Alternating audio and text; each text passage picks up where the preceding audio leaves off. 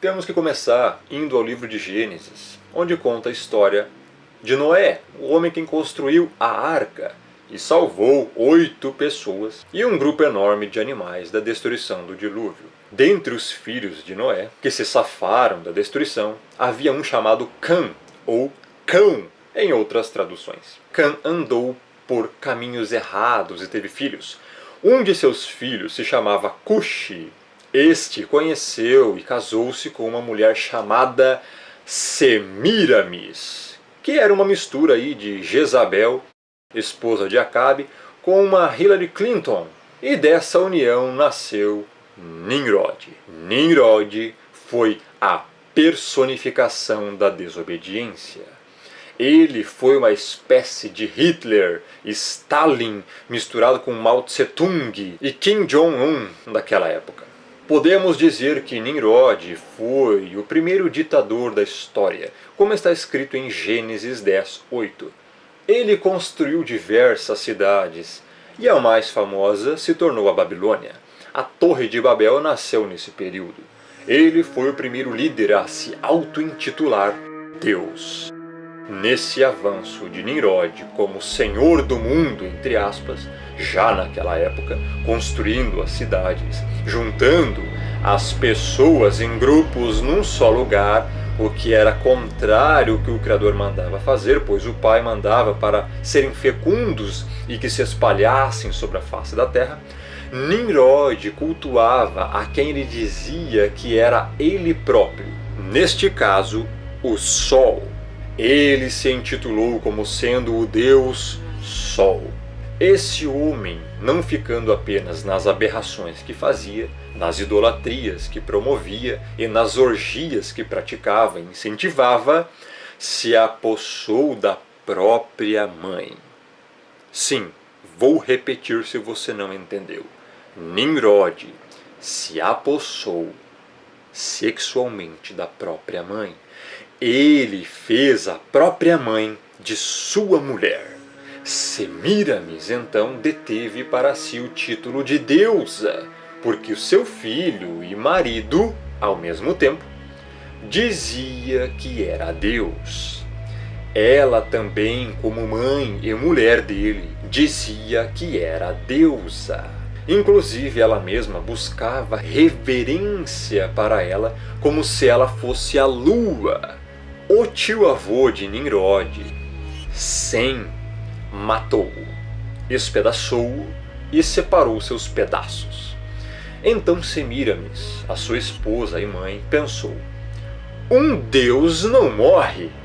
E ela contou uma história de que ele não havia morrido e que ele simplesmente havia ido para o lugar dele, que era no Sol. E falava que ele era o Sol. Nimrod é o patriarca dos senhores do mundo, que estão aqui nos nossos dias atuais. Todos eles são da descendência vinda após Nimrod. E os senhores do mundo são seus seguidores. Por isso, o símbolo Illuminati é a pirâmide com o olho que tudo vê, pois o olho que tudo vê também simboliza Nimrod. Nesse meio tempo, ela então fica grávida.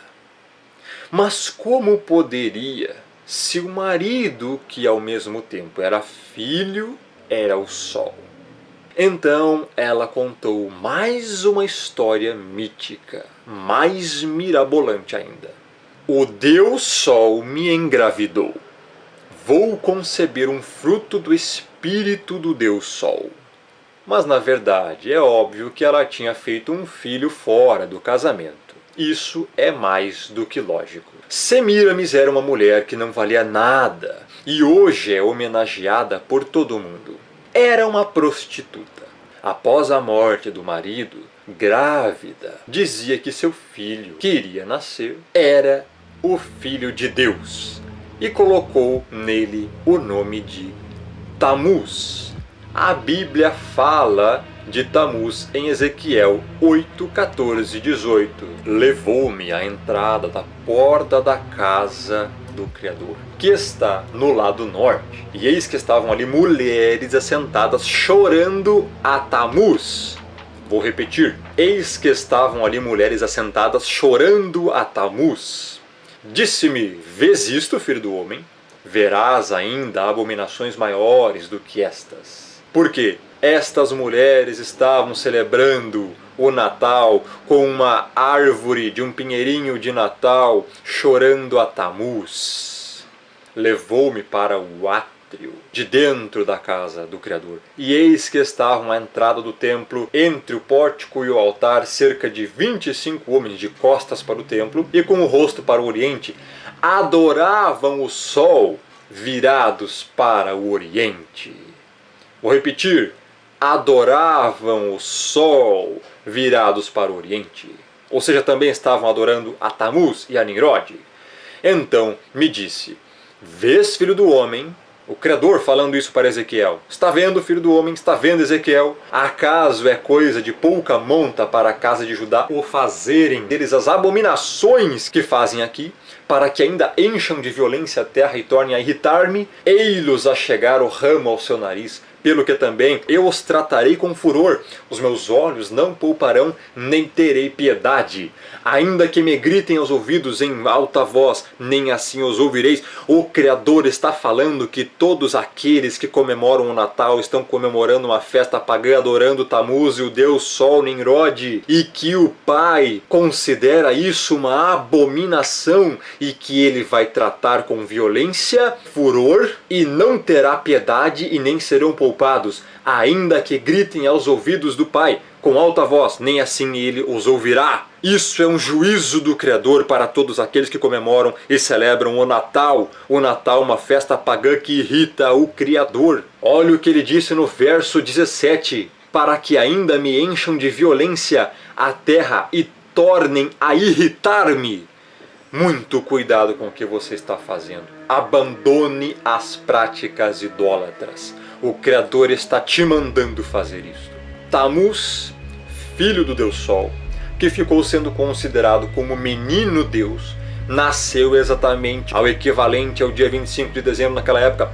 Depois que Semíramis deu à luz a Tamuz, começou a dizer que esse garoto era então o próprio Nimrod, o próprio Deus Sol, agora reencarnado.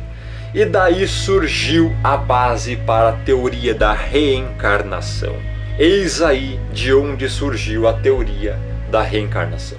Numa certa vez, o garoto Tamuz estava no mato caçando e acabou morrendo, mas não se sabe de quê. O seu corpo ficou em cima de um tronco apodrecido. A sua mãe, Semíramis, para não dizer que seu filho havia morrido como qualquer outro mortal, já que ele era Deus, supostamente, espalhou a notícia que seu filho tinha voltado para o céu, para o seu lugar, para o sol, já que ele era o próprio Nimrod. Mas é claro que nós sabemos que tudo isso era uma mentira para eles se manterem no poder e serem vistos como os espirituais, os poderosos da época. E naquele tronco podre, onde o garoto caiu em cima, nasceu um pinheiro. E Semíramis passou a dizer que esse pinheiro era a própria referência do renascimento de Tamuz no mundo. E toda a data de aniversário de Tamuz, de 25 de dezembro, era comum pegar um pinheiro e levar para dentro de suas casas e enfeitá-lo como símbolo do renascimento de Tamuz, uma prática que hoje se traduz pela árvore de Natal. Essa prática religiosa de se levar um pinheiro para dentro de casa e enfeitá-lo já era também acompanhada nessa mesma época da troca de presentes, porque as sacerdotisas e amigas de Semíramis, que choraram aos pés daquele pinheiro e após agradeciam umas às outras e faziam trocas de presentes que eram depositados nos pés desse pinheiro. E daí surge o hábito de se trocar presentes no Natal. E agora, espante-se ao ver o que é realmente o significado da árvore de Natal e dos enfeites que nela estão. A árvore de Natal simboliza o pecado original de Adão e Eva.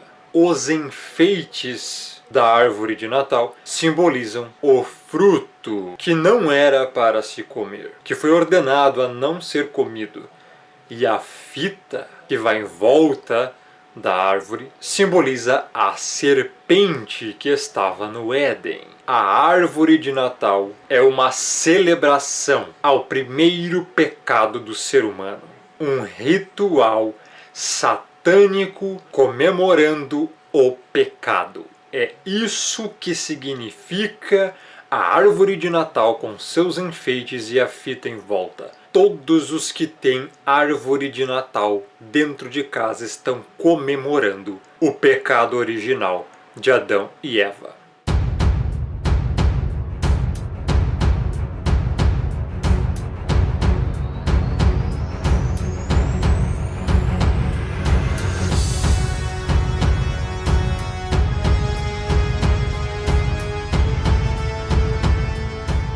Quando você celebra o Natal, está efetivamente participando de um antigo ritual de culto a um deus Sol, nada menos que um sacrilégio idólatra. A Bíblia diz: tirai os deuses estranhos que há no meio de vós e purificai-vos, Gênesis 35, 2. Os cristãos, os evangélicos, o povo que se diz escolhido, não deve ter envolvimento algum com isso. A celebração do Natal é uma abominável mistura de verdade com mentira. O Natal mistura o certo com o errado e polui a pureza e a verdade do povo eleito, com as práticas abomináveis do paganismo. Como podemos nos atrever a contaminar o santo nome do Messias, do Salvador, do Cordeiro, com as vis tradições do culto ao sol? Como podemos nos atrever a misturar os elementos pagãos do Natal, como a árvore de Natal, as guirlandas feitas com ramos de louro e azevinho, a figura do Papai Noel, a troca de presentes, com o verdadeiro culto ao Pai, ao Criador, ao Altíssimo, conforme ordenado na Escritura? Você acha que o Criador se agrada com tal mistura pagã? A Escritura já falava sobre isso. Portanto, dize a casa de Israel: assim diz o Criador: contaminai-vos a vós mesmos à maneira de vossos pais, e vos prostituístes com as suas abominações? E quando ofereceis os vossos dons e fazeis passar os vossos filhos pelo fogo, não é certo que estáis contaminados com todos os vossos ídolos até este dia? E vós me consultaríeis, ó casa de Israel. Vivo eu, diz o Criador, que vós não me consultareis. Quanto a vós, ó casa de Israel, ide, sirva cada um dos seus ídolos, pois que a mim não me queirais ouvir, mas não profaneis mais o meu santo nome com as vossas dádivas e com vossos ídolos. Ezequiel 20, 30 a 31 e 39. E a Bíblia continua em 2 Coríntios 6, 14 a 16. Que sociedade tem a justiça com a injustiça? E que comunhão tem a luz com as trevas? E que concórdia há entre o Salvador e Belial? Ou que parte tem o fiel com o infiel? E que consenso tem o templo do Criador com os ídolos? Nenhuma concórdia, nenhuma comunhão, nenhuma parte, nenhum consenso. O Natal é 100% pagão. Quem comemora ou celebra o Natal, todo o ritual natalício, está sendo antibíblico, fazendo uma coisa totalmente antibíblica e sendo uma abominação, ao mesmo tempo em que comete uma abominação àquele que é santo, santo, santo. Com isto em mente, considere o que o Criador diz a Jeremias 10, 1 a 5 e considere com a atual tradição de decorar as árvores de Natal. Ouvi a palavra que o Criador vos fala a vós, ó casa de Israel. Assim diz o Criador: não aprendais o caminho dos gentios, nem vos espanteis dos sinais dos céus, porque com eles se atemorizam as nações. Porque os costumes dos povos são vaidade, pois corta-se do bosque um madeiro, obra das mãos do artífice, feita com machado, com prata e com ouro o enfeitam, com pregos e com martelos o firmam, para que não se mova. São como a palmeira, obra torneada, porém não podem falar, certamente são levados, porquanto não podem andar. Não tenhais receio deles, pois não podem fazer mal, nem tampouco têm poder de fazer bem. Aqui está falando de uma árvore de Natal, e que isso era uma obra pagã, consagrada a deuses pagãos. Quem tem uma árvore de Natal dentro de casa ou até mesmo dentro de um templo religioso, de alguma denominação qualquer. Na verdade, tem um ídolo ali dentro. Você tem um ídolo dentro da sua casa se você tem uma árvore de Natal dentro dela. Você tem um ídolo dentro da sua denominação se você tem uma árvore de Natal ali dentro. Isso é abominável aos olhos do Pai. Ele não tolera nenhum ídolo. Com deuses estranhos o provocaram a zelos. Com abominações o irritaram. A zelos me provocaram com aquilo que não é Deus. Com os seus ídolos me provocaram a ira, diz o Criador. Deuteronômio 32, 16 e 21. Logo, celebrar feriado pagão e afirmar que está honrando o Messias é como ter um caso e afirmar que está honrando a esposa. Essa é a verdade, você querendo ou não, doendo ou não, você gostando ou não. Essa é a verdade. E isso só se entende pelo Espírito, não é por estudo, é pela convicção do que é verdade e do que é mentira, pelo discernimento que o próprio Espírito dá a quem Ele quer. E é por isso, justamente, que não adianta estudar e estudar as letras. Sem discernimento do Espírito, você jamais vai aceitar a verdade. Sim, te enganaram há todo esse tempo. Durante todo esse tempo, você deu crédito a mentiras pagãs, mas não na verdade. Todos aqueles que não se arrependem e não mudam, não param imediatamente de comemorar o Natal. Todos aqueles que estão comemorando o Natal estão cometendo idolatria, pecados abomináveis contra o Pai e não são salvos, pois estão consagrando dias a falsos deuses, demônios, denominações que estão incutindo dentro delas costumes pagãos de Natal. Tem até denominações com árvores de Natal dentro. Estão cometendo grave pecado. Não estão agradando o Criador. Devem parar imediatamente, se arrepender, se converter, pois estão cometendo idolatria. Quem não se arrepende não é salvo.